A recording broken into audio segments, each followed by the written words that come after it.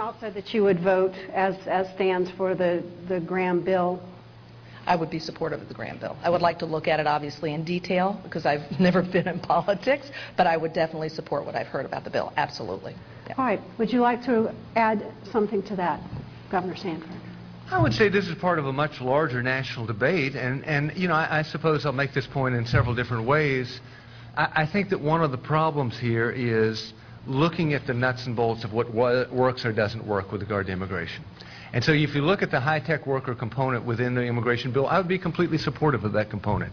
The idea of American taxpayers paying for somebody from India or China to come here to the H-1B visa program and then sending them back home doesn't make sense. But to have a more robust program in terms of guest workers, as we did from 1946 to 1964 in this country through the Becerra program, I think is something that does make sense. So I think it still needs additional tweaking.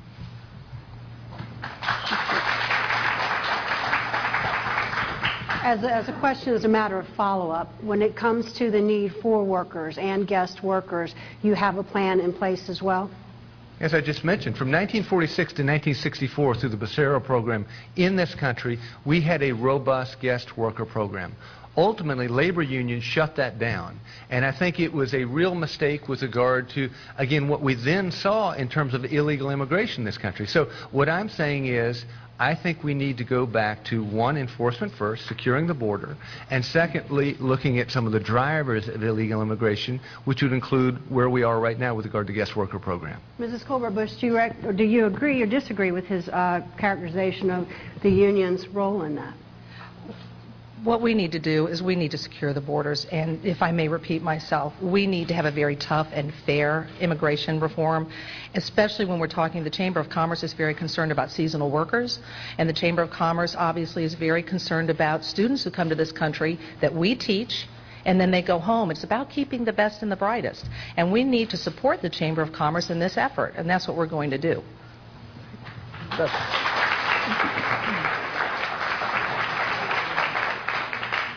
Our next subject is the port. I want to talk about the Port of Charleston a little bit. Such an important issue to so many people that really depend on it. The Port of Charleston has been named as a priority in the President's budget. Both of you have said it is critical to the state's economic future. How would you convince a congressman from, say, Iowa, some other place in the country, to vote in favor of funding the deepening of the port? I'll start with you, Ms. Colbert-Bush. Very happy to answer this question after 20 years on the maritime, with the maritime industry. This port is a huge economic engine for this state, and it's a huge economic engine for the country. We are getting ready to open the Panama Canal, and these ships are going to come through that have to go to a natural deep sea port that can take the ships. And so we have to be prepared. We have to make sure that we dredge, and we have to make sure our infrastructure is in place. So what we want to do is we want to convince our colleagues that this is important to us as a country and as a nation. We are going to be ready to accept those ships. We have to be ready for the global growth that we're going to experience. And I'd like to make note that Mark Sanford, my opponent, voted against dredging for the port, voted against the bridge, and voted against everything, and he was the only congressman to do that.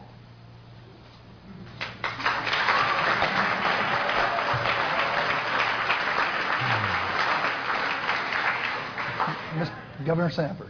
I would just humbly suggest on that one that if it was not simply a political statement at this moment, I don't think that you would have written me a $500 check after I left the United States Congress as I began to run for governor.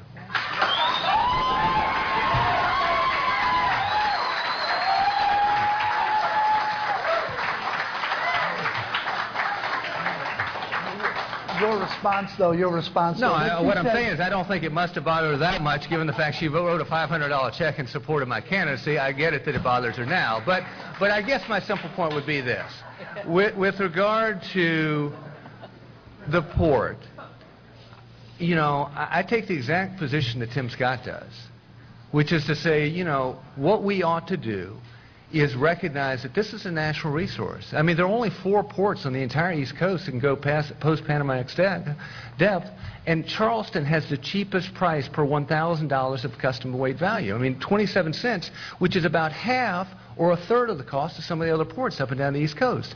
So this is a national resource, and one of the things that I think I would bring to bear is seniority. As a former member of Congress, you step in ahead of 60% of the Republican caucus, which could make a real difference come 2015 in actually trying to make the argument before others in this nation on the significance of the Charleston port.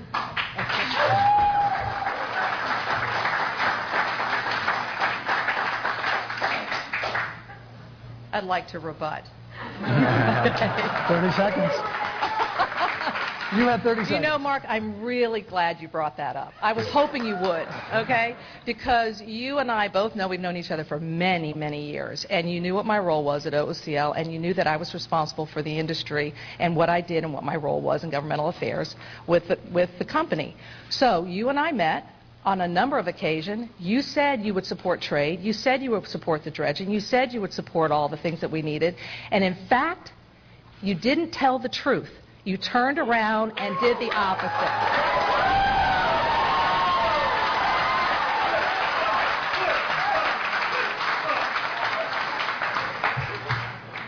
Well, if I remember right, this was about, let's think about this. I was in the United States Congress. I voted exactly as has been roughly described. Not quite, but roughly described. And what's interesting is, in the wake of that, if it really bothered you, why would you write a campaign check in support of my candidacy and run for governor?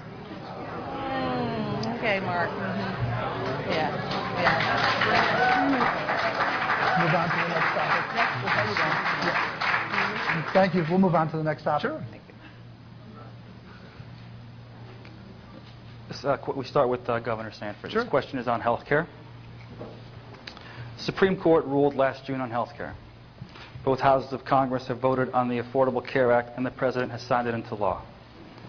What specific aspects of the bill do you like, and what would you change? Let me be clear, I don't like the bill. And I would vote against it were I a member of Congress, and I would vote to defund it if I moved to become a member of Congress. And I say that for a couple of different reasons. I'd say, one, if you look at the Government Accounting Office numbers, what they show is it will add $6.2 trillion to national debt. And the Congressional Budget Office numbers have already shown a doubling in its cost. There are 20 new increases in terms of tax with regard to Obamacare. And I think what's really, really significant is it turns upside down the whole Hippocratic Oath. And part of the reasons that we have superior health care in this country relative to a lot of other places around the globe is that there's a direct relationship between the doctor and the patient. And for the first time in American history, we would be basically turning that upside down in terms of the Hippocratic Oath and who a doctor really works for. I would say secondly, or thirdly, it is really turning aside this larger American tradition we have wherein government doesn't tell you which products you're supposed to buy. In this case, you have a mandate in terms of American citizens being required to buy a product in a way, a good or a service in a way that they never have before in this country. And so for a whole host of reasons, I'm opposed to the bill, actually.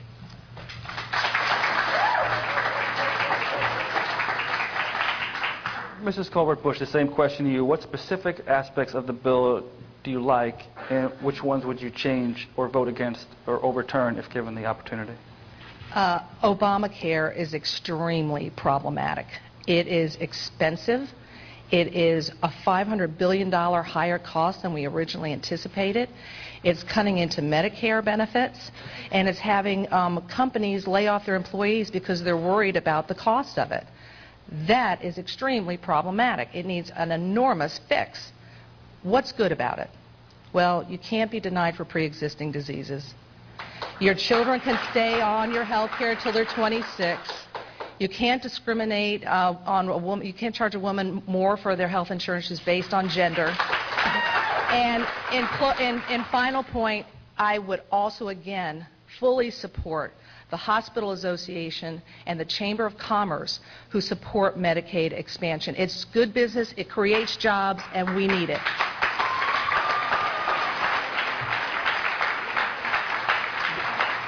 Governor Sanford, to add on what you said or to respond to what Mrs. Colbert Bush said.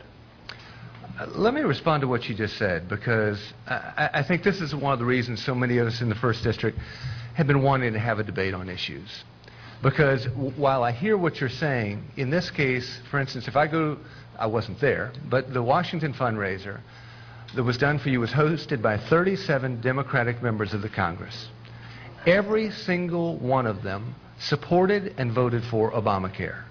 And if you look at the DCC commercials right now that are running on airwaves across the low country, it's done in support of people that have pushed for, advocated, and brought about Obamacare. Nancy Pelosi is running hundreds of thousands of dollars in ads. This is an important point. Hundreds of thousands of dollars in ads. Yeah. And what's interesting here is that she has been a major force in the advocacy of Obamacare. And so it's not believable to me that someone will put $1 million. I'll come back to the point. Governor Sanford, could you talk about what you would do to deal with the problem of health care in this country? Absolutely. I mean, for instance, one of the things that I think is wrong with Obamacare on this front is, for instance, you cannot charge a young person less than 3 times what you charge an older person as a part of the actuary tables with Obamacare, which means actuarially it's going to blow up, and there will be a big tax coming down the line for the rest of us, I believe. And so what I believe is you got to go back to what we tried to do when I was governor, which was to actually empower individuals with health savings accounts. You know, you go back to the wage and price controls of World War II, it was at that point that employment and health insurance became linked. I think you have to de-link those ultimately and move more to a primary payer system if you ultimately want to fix health care and health care inflation.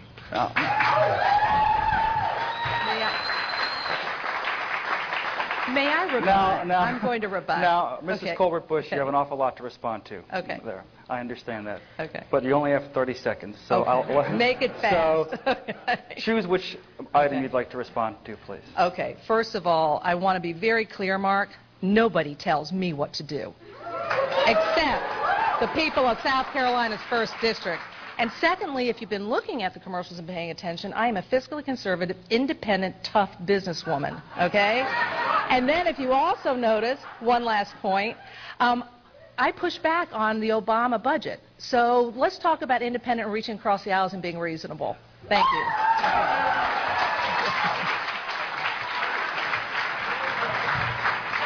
And what I might say to that, no? Okay, well, it was going to be fun. I would ask on the behalf of the moderators and the audience that everyone do show respect to both candidates, please. And for fun, let's talk about entitlement reform. This question is first for Mrs. Colbert-Bush. Most experts agree that in order to cut the federal debt, there needs to be entitlement reform, other than reducing waste, fraud, and abuse. What are specific ways that you would suggest to lower long-term costs to Social Security and Medicare?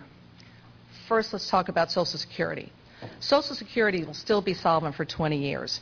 And what we need to do, again, in reaching across the aisles, is to have a bipartisan approach like Tip O'Neill and Ronald Reagan, to come together as the parties to talk about how we're going to move this forward and openly have a dialogue about it.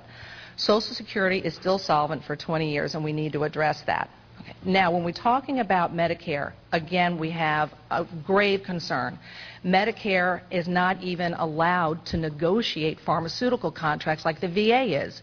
That's $24 billion to our bottom line that we could negotiate and level out that playing field. We need to address those costs. We need to address overbilling. We need to address the impact that Obamacare has to cutting Medicare benefits to pay for Obamacare. It is a complicated issue, obviously. Governor Sanford, same question. I think you need to move to a block grant system with regard to Medicaid. I look at Dr. Darby over here, and what I think he could tell you at the Children's Hospital is that in many cases the way that money comes from Washington, D.C. is that he's handcuffed in trying to do what he's done over the years in providing for young folks. And so I think that we did that with welfare reform. I was one of the members of Congress that actually helped to bring that passage about. I think we need to do that with Medicaid dollars as well, because at the end of the day, I was a governor, and I saw firsthand the degree to which our health care needs can be at times quite different in South Carolina than those in California or Nevada or other places around the globe. So I think we need to move to a block grant system. With regard to Medicare, I think a premium support program actually makes a lot of sense. And with regard to Social Security,